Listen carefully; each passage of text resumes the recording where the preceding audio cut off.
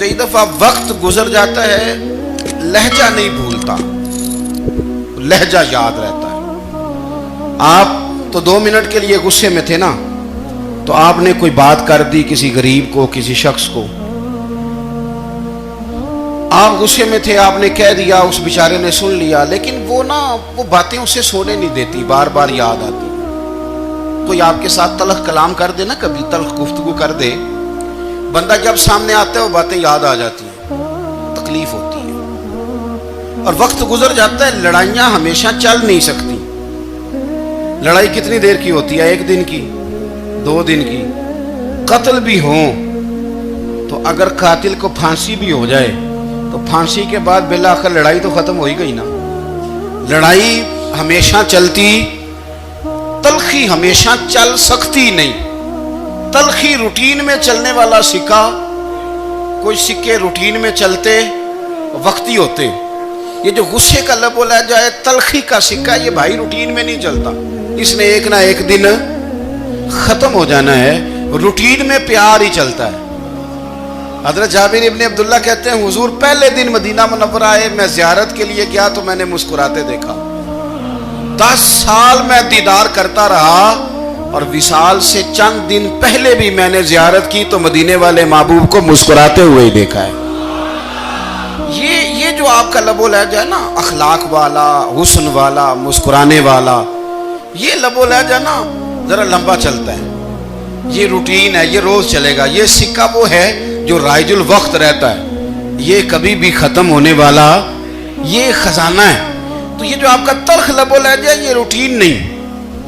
عارف رومی رحمۃ اللہ علیہ فرماتے ہیں کہ مثال دینے کے لیے بات سمجھاتے ہیں، فرماتے ہیں ایک شخص جنگل میں لکڑیاں کاٹنے جایا کرتا تھا تو شیر سے دوستی ہو گئی، یعنی ڈائریکٹ بادشاہ سے دوستی ہو گئی، اور بادشاہ بھی وہ جو جنگل کا بادشاہ ہے، جنگل کے بادشاہ سے دوستی ہو گئی۔ اب وہ لکڑہارا غریب آدمی تھا، لکڑیاں تو کاٹنی ہوتی تھی، تو وہ جنگل کا بادشاہ اعلان کر دیتا جانوروں کو کہ میرا دوست آیا، ایک تو کوئی تنگ نہ کرے، اور دوسرا یہ کہ سب لوگ مل کے اس کے ساتھ تعاون کریں۔ کبھی کوئی جانور لکڑیاں اکٹھی کراتا، کبھی کوئی اپنی پشت پہ گدھا، بیل، گھوڑا، خچر رکھ کے وہ لکڑیاں باہر چھوڑنے آتا۔ تو اب اس کی بڑی دھوم مچ گئی جنگل کے اندر، لکڑہارا مزدور تھا، وہ بادشاہ سے دوستی کر کے بادشاہ ہی بن گیا۔ وہ گھر آ کے نا بیوی کو اکثر بتاتا کہ میرا ایک دوست ہے، میں جاتا ہوں تو ساری پہلے ہی مخلوق کھڑی ہوتی ہے میرے استقبال کے لیے۔ دوستی جو بڑے سے ہو گئی ہے، بنا ہے شاہ کا مصاحب تو پھر یہ ہے اتراتا، وگرنہ شہر میں غالب کی آبرو کیا ہے۔ ہم نے تو پوچھتا ہی کوئی نہیں، یہ تو بنا ہے شاہ کا مصاحب تو پھر یہ ہے اتراتا، وگرنہ شہر میں غالب کی آبرو کیا ہے۔ تو وہ لوگوں کو بتاتا، بیوی کو بھی بتاتا دوست ہے، تو بیوی کہنے لگی اتنے تو تعریفیں کرتا، یہ نہیں بتایا کہ وہ جنگل کا شیر ہے، پر نیرا دوست بتا دیا۔ بیوی کہنے لگ گئی کہ تو اتنا جو اس کا ذکر کرتا ہے تو کسی دن بلا نا، بلا کسی دن تاکہ اس کی دعوت کریں۔ اب اس نے پھر نہ اس کو پردے میں رکھا، کیا کہتے ہیں آج کل، سرپرائز دینا ہے، مگر سرپرائز دینا ہے جی، پردے میں رکھا کہ وہ شیر ہے۔ تو وہ بلا لیا گھر، اب اس کے لیے کچا گوشت، ظاہر ہے شیر نے کچا گوشت دکھانا تھا۔ وہ کہنے لگی پکانا کس طرح کا ہے؟ وہ کہنے لگا جب وہ آئے گا پھر بتاؤں گا۔ اب وہ کچا گوشت 2-3 بکرے ذبح کر کے ڈال دیے، وہ آ گیا شیر۔ عارف رومی کہتے جب وہ آیا نا تو اس کی بیوی نے دیکھا تو اس نے ایک سخت جملہ کہہ دیا، کہنے لگی اوہو میں سمجھی تھی پتہ نہیں کون ہے، اس طرح کے درندے تیرے یار ہیں، کتے بلے دوست بنائے ہوئے ہیں، یہ کیا بات ہوئی؟ خیر وہ شیر نے سن لیا، گوشت کھایا، وہ چلا گیا۔ اگلے دن لکڑہارا لکڑیاں کاٹنے گیا تو شیر نے ملاقات کرتے ہی لکڑہارے سے کہا کہ یہ نا کلاڑی اٹھا اور میری پشت پہ نا ایک زخم کر دے۔ اس نے کہا نہیں میں یہ کام نہیں کرتا، تو میرا دوست ہے۔ اس نے کہا سن بھائی، میں نے پیار سے کہا ہے تو مان جا، ورنہ میں ہوں شیر، میں نے تجھ سے منوا ہی لینا ہے، میں کوئی تکلیف دوں گا مناسب نہیں، تو کر۔ اس نے کلاڑی اٹھائی اور اس کی پشت پہ ایک زور سے زخم لگا دیا، خون بہنے لگا۔ اس نے کہا तूने आज के बाद आना है, लकड़ियां काटनी है, तुझे कोई कुछ नहीं कहेगा, बस ये एक हिकमत थी जो मैंने किया है। किस्सा मुख्तसर, वो आता रहा, लकड़ियां मिलती रही, खिदमत भी होती रही, 6-8 माह गुजर गए। एक दिन शेर उससे कहने लगा, ये मेरे जरा बाल उठा के देख, वो जो तूने जख्म लगाया था वो कहाँ पे है। उसने वो बाल उठा के देखा तो जख्म मिला ही नहीं, कई जगह पे टटोला का, यार यहाँ था, यहाँ था, यहाँ था। शेर ने फिर क्या कमाल ही जुमला कहा, उसने कहा कि वो जो कुल्हाड़ी का जख्म तूने लगाया था ना वो मुकम्मल हो गया, लेकिन तेरी बीवी का जो लहजा था और उसकी जो तलखी थी वो आज तक मेरे जहन में मौजूद है, वो अभी भी मुझे तकलीफ देती है। तो बात सोचता हूँ, मुझे उसने दरिंदा कहा, उसने मेरे बारे में इतने कच्चे और कमजोर और सख्त जुमले कहे, तो वो बात मुझे भूलती, वो आज भी मेरे जहन में उसी तरह गूंजती है। तल्ख जुमले जो उसने कहे और खौफनाक जो अंदाज उसने इख्तियार किया, वो बात मुझे कभी भी भूलती। तो आपके लफ्ज लोगों को भूल जाते हैं, पर लहजा याद रहता है अगर हम अपने लहजे पर थोड़ी तवज्जो ही कर लें। कुछ लोग कहते हैं जी मेरा जी रूटीन ही ये है बात करने की, तो ये याद रखना, किसी वक्त ऐसा भी होता है कि शेर को सवा शेर मिल जाता है।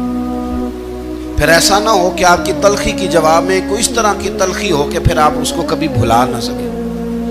हमारे यहाँ ना ये दौर तेजियां दिखाने का दौर है, कुछ लोग जरूरत से ज्यादा तेजी दिखाने की कोशिश करते हैं। उन बेचारों का कभी कभी इतना सख्त नुकसान होता है कि उनको उनसे भी कई गुना तेज बंदा मिल जाता है। वो किसी ऐसी जगह जाके बेचारे उलझ जाते हैं जहां से वापसी का रास्ता नजर नहीं आता। इसलिए नबी पाक सल्लल्लाहु ताला अलैहि वसल्लम ने फरमाया कि हुस्ने अखलाक वाला आदमी अपने अखलाक की बुनियाद पर नफली रोजा रखने वालों और रात को क़याम करने वालों से ज्यादा फजीलत हासिल कर लेता है, इसलिए कि उसका अखलाक, उसका लबो लहजा, उसका अंदाज, उसकी गुफ्तगू, वो जो गुफ्तगू उसकी होती है वो इतनी मीठी होती है कि लोगों के दिल नहीं टूटते, बल्कि बाज़ औक़ात उसकी गुफ्तगू की वजह से जो गम ज़दा आदमी होता है उसे सुकून मिल जाता है, उसे तसल्ली। देखें, इंसान ने इंसान रहना है, उसने ना फरिश्ता बनना है माज़ अल्लाह, ना उसने खुदा बनना है, उसने इंसान रहना है। लेकिन वो कुछ भी नहीं किसी का सवार सकता, सिर्फ इतना है कि अगर आने वाले की वो सिर्फ अश्कशोई कर दे, बात तवज्जो से सुन ले और जाते वक्त 2 जुमले तसल्ली के बोल दे, और उसके जो बोल हों वो ज़रा मीठे हों, मीठे कख सवाद नहीं मिश्री अंदर, असा खंडा में चख डिठियां पड़े ना सारियां शैवां नालों गल्लां सजन दियां मिठियां। अगर अंदाज थोड़ा सा शुस्ता हो, अंदाज थोड़ा सा ठीक हो, लबो लहजा थोड़ा सा ठीक हो। अब हमारे जो जदीद स्कॉलर आए हैं वो कहते हैं बॉडी लैंग्वेज।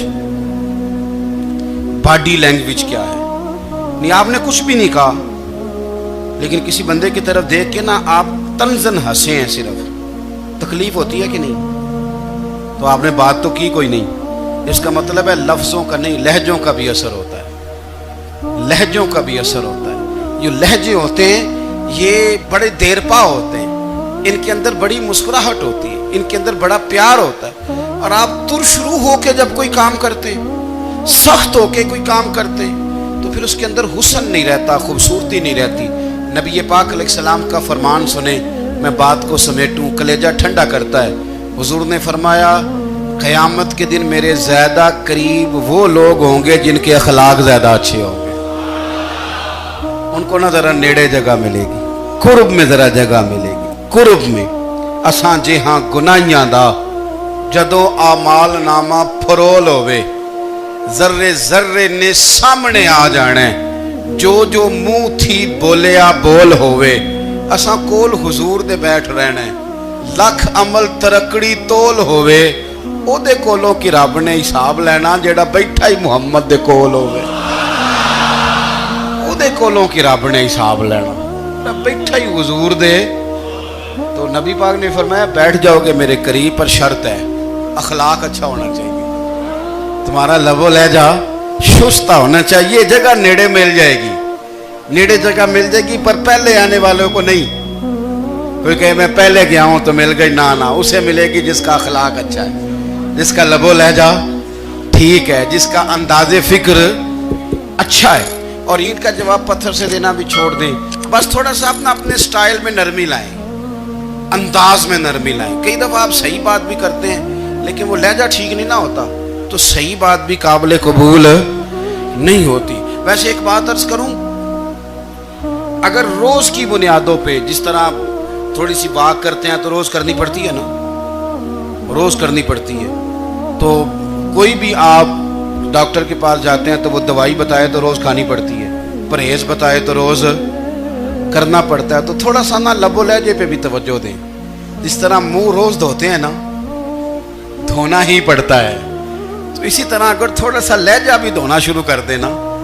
یہ جو لوگ آپ سے تھوڑا تھوڑا شکوہ کرتے ہیں تو اس نے کہا تھا کہ میرے لہجے میں غرور آیا تھا، اس کا حق تھا کہ وہ شکایت کرتا، تو کہیں تو ایسا ہے نا، کہیں تو کوئی تو بات بہو نے غلط کی ہے نا کہ ساس رو رہی ہے، کچھ تو ساس نے ایسا کہا ہے نا کہ بہو بیچاری کپڑے باندھ کے بچوں سمیت کہتی ہے گزارا نہیں ہوتا، کچھ تو ایسا بھائی آپ نے کہا ہے نا کہ کسی شخص کے من پسند روٹی پکی ہے پر وہ بیچارہ 3 دن سے کھا نہیں سکا، کوئی تو بات ایسی ہوئی ہے نا کہ سامنے والا تڑپ کے رویا ہے اور ہنسنا بھول گیا ہے، کچھ تو آپ نے کہا ہے نا، کچھ تو آپ نے کہا ہے نا۔ ایک آدمی تیار ہو گیا ہے کہ اب اس محلے میں رہوں گا ہی نہیں، کچھ تو ایسا ہوا ہے نا کہ لوگ پردیسی ہونے لگ گئے ہیں، کچھ تو ایسا ہوا ہے نا کہ سالوں بسنے والوں نے علاقے چھوڑ دیے ہیں، کچھ تو ہم ایسا تلخ کرتے ہیں کہ ہمارے اپنے پھر ٹھان لیتے ہیں کہ بس بھائی آج کے بعد تجھ سے ملنا نہیں۔ اس کا مطلب یہ ہے کہ تھوڑی دیر کا صرف لب و لہجے کا سخت ہونا اگر ہم ٹھیک کر لیں تو ہو سکتا ہے ہمارے دائیں بائیں والے بہت سارے لوگ سکھ میں آ جائیں، پیار میں آ جائیں، ان کو تھوڑا اطمینان ہونے لگ جائے۔ تو میرے عزیز آپ بات کو یاد رکھیں گے کہ جو اخلاق ہے، آپ کا جو اخلاق ہے، جو آپ کا کردار ہے، وہ اپنی ایک خوبصورتی رکھتا ہے۔ اس لیے میرے نبی پاک صلی اللہ تعالی علیہ وآلہ وسلم نے فرمایا تم میں کامل مومن وہ ہے جس کا اخلاق زیادہ اچھا ہے، جو کہانیاں زیادہ سناتا ہے وہ نہیں، جو اپنی خدمات زیادہ بتاتا ہے وہ نہیں، جو باقی سب کی نفی کر کے کہتا ہے کہ دنیا میں کوئی بندہ ٹھیک نہیں صرف میں ٹھیک ہوں، وہ والا بندہ نہیں، بلکہ فرمایا جس بندے کا اخلاق زیادہ اچھا ہے۔ اخلاق دیکھیں، یہ جو آپ کا لہجہ ہوتا ہے نا، یہ بہت زیادہ اثرات مرتب کرتا ہے آپ کے گھر پہ بھی باہر بھی۔ آپ اگر اپنی گفتگو میں باڈی لینگویج کو تھوڑا سا اچھا رکھیں، کچھ لوگ ایسے ہوتے ہیں جو بات بڑی صحیح کرتے ہیں پر کچھ زیادہ ہی باتیں کرتے ہیں، تو وہ زیادہ باتیں کرنے کی وجہ سے ان کی جو صحیح باتیں ہوتی ہیں ان کا بھی وزن خراب ہو جاتا ہے، کیونکہ وہ زیادہ باتیں کرتے ہیں، ہر وقت بولتے ہیں، ہر وقت بات کرتے ہیں، تو جب وہ ٹھیک بات بھی کر رہے ہوں تب بھی ان کی بات کا لوگ اثر قبول نہیں کرتے۔ لیکن اگر ان کا لہجہ باوقار ہو، بات وہ تھوڑی کریں پر جتنی کریں ذرا سونی کر کے کریں، گفتگو میں خود بخود اثر پیدا ہو جائے گا، بات اچھی لگے گی۔ اخلاقی رویے اگر لوگوں کے زیادہ اچھے ہو جائیں، ایک تو مسکرانے کا بل کوئی نہیں آتا، اس کے پیسے کوئی نہیں لگتے، اور یہ بھی شکر ہے ابھی تک اس پر ٹیکس بھی کوئی نہیں، یہ بھی مقام تشکر ہے۔ تو اگر آپ بات کریں اور اس میں تھوڑی سی مٹھاس پیدا کر لیں، آپ تھوڑی سی بات میں نا مٹھاس، میرے ایک کلاس فیلو ہیں تو وہ تقریر کر رہے تھے اور میں سن رہا تھا، تو مجھے بعد میں کہنے لگے آپ تبصرہ کریں میں نے کیسی تقریر کی ہے۔ یہ ہوتا ہے نا جی، بعض اوقات دوست بیٹھتے ہیں بے تکلف تو کئی دفعہ کچھ باتیں ایسی ایک دوسرے کے ساتھ کرتے ہیں، تو مجھے کہنے لگے آپ بتائیں کہ میں بات کر رہا تھا تو کیسی تھی؟ تو میں نے کہا جب آپ بات کر رہے تھے تو میں ڈر رہا تھا، مجھے لگ رہا تھا کہیں آپ لڑ نہ پڑیں۔ بھئی آپ اطمینان سے بات کریں، آپ تسلی سے بات کریں، آپ خندہ پیشانی کے ساتھ بات کریں۔ میرے نبی پاک صلی اللہ تعالی علیہ وسلم نے فرمایا، مسلم شریف کی حدیث ہے، حضور فرماتے ہیں نیکی کو کبھی چھوٹا نہیں سمجھنا، نیکی کو حقیر نہیں سمجھنا، کچھ نہ ہو سکے تو اپنے بھائی سے مسکرا کے بات ہی کر لیا کرو، بات کرو تو تمہارے لہجے میں ترش روئی نہ ہو۔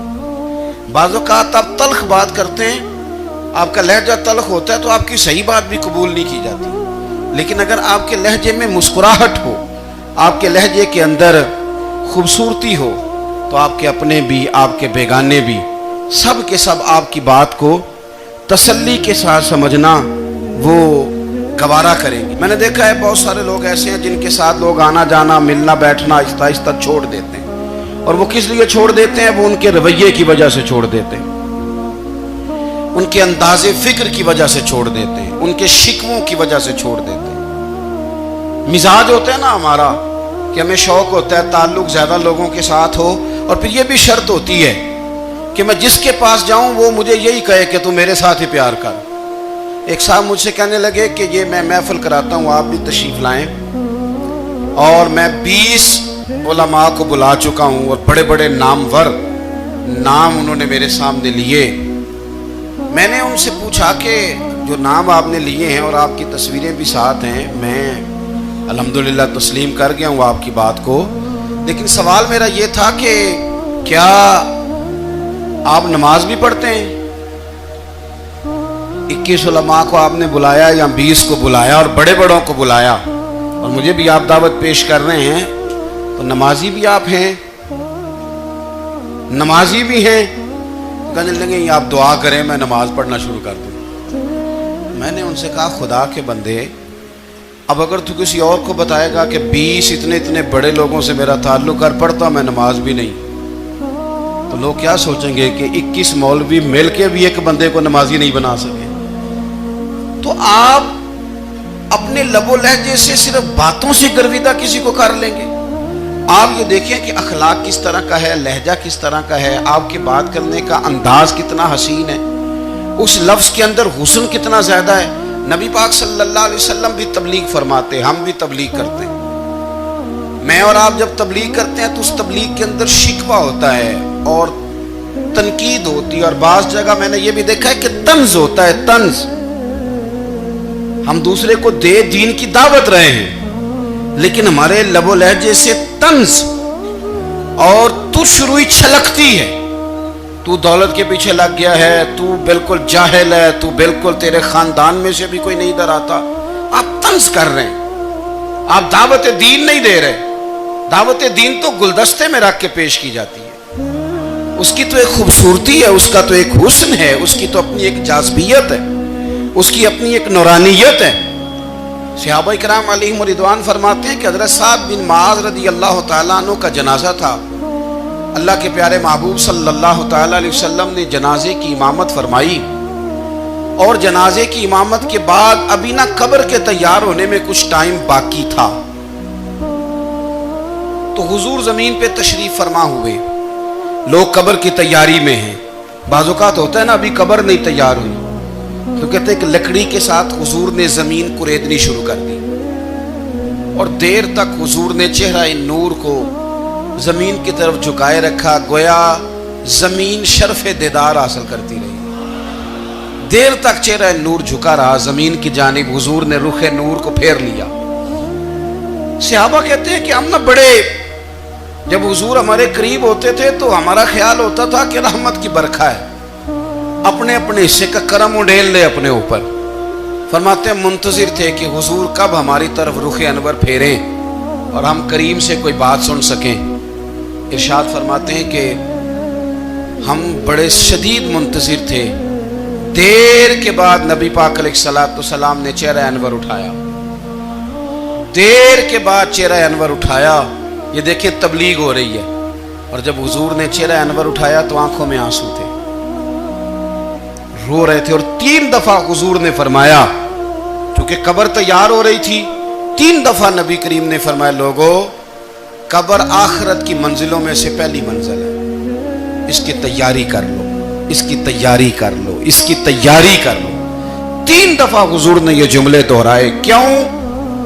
ایک میں تبلیغ کرتا ہوں پر اس میں نہ درد ہے، نہ رونا ہے، نہ وہ لب و لہجہ ہے۔ ایک حضور دعوت دے رہے ہیں قبر کی تیاری کی، لیکن اس میں آنسو ہے، اس میں خاص رغبت ہے غلاموں کے لیے۔ تو اپنی زندگی کے اندر جو ہمارا انداز تکلم ہے، ہمارا انداز گفتگو ہے، میں کہا کرتا ہوں کہ ہم نا دین کے لیے جب کلام کر رہے ہوتے ہیں تو شدت ہوتی ہے ہمارے جملوں کے اندر. بعض مقامات شدت کے ہوتے ہیں. آپ جہاد کی بات کر رہے ہیں, ناموس رسالت کی بات کر رہے ہیں, تو کسی جگہ آپ کے لب و لہجے کے اندر شدت کا ہو جانا برا نہیں ہے, بلکہ وہ اچھا ہے. لیکن میرے عزیز, ہر وقت ہی کچھ لوگ تلخ ہیں.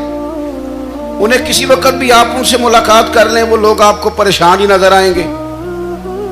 حضرت سیدنا عبداللہ ابن عمر رضی اللہ تعالیٰ عنہ روایت کرتے ہیں کہ نبی پاک صلی اللہ تعالیٰ علیہ وآلہ وسلم نے ارشاد فرمایا کہ جنت میں ایسے بھی کمرے ہوں گے, جنت میں کچھ ایسے کمرے, کچھ ایسے مکانات بھی ہوں گے کہ باہر کھڑے ہوں گے تو اندر نظر آئے گا, اور اندر کھڑے ہوں گے تو باہر نظر آئے گا.